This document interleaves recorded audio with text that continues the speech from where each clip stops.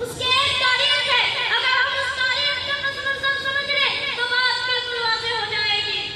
دوستو، مرزا قادیانی انگریزوں کا نبی تھا، مرزا قادیانی سب سے بڑا کمینہ اور ذلیل انسان تھا۔ آپ جانتے ہیں کہ ہندوستان کی آزادی سے پہلے جہاں انگریزوں کی حکومت تھی، جو اسلام اور مسلمانوں کے دشمن تھے، انگریز مسلمانوں کو غلام بنا کر ان کے قلب و جگر سے اسلام کو ختم کرنا چاہتا تھا۔ انگریز مسلمانوں کو ہندوستان سے مٹانا چاہتا تھا، انگریز ہندوستان میں اپنا دبدبہ قائم کرنا چاہتا تھا، لیکن انگریز مجبور تھا مسلمانوں سے ٹکرانے کے لیے۔ ان کمینوں کے پاس اتنی طاقت و قوت نہیں تھی، اس لیے انہوں نے سوچا کہ مسلمانوں سے ٹکرانے کے لیے، مسلمانوں کو شکست دینے کے لیے ہمیں ایک نبی کی ضرورت پڑے گی جو نبوت کا دعویٰ کرے گا، پھر لوگ اس کو نبی مانیں گے، پھر وہ الہام اور وحی پیش کرے گا اور لوگوں کو بتائے گا کہ اب جہاد چنانچہ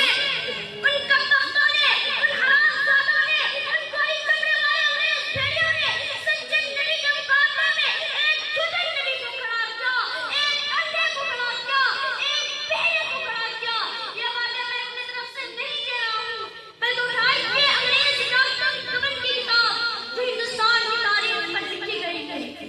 انگریز خود لکھتا ہے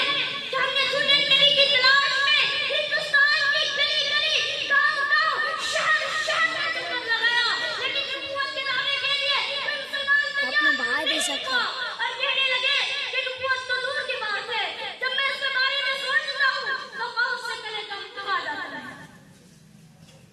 کیونکہ اس کا مقام اس کا انتخاب من جانبیہ ہوتا ہے۔ کسی انسان کی طاقت نہیں ہے کہ وہ کسی کو نبی بنا دے یا اپنے آپ نبی بن جائے۔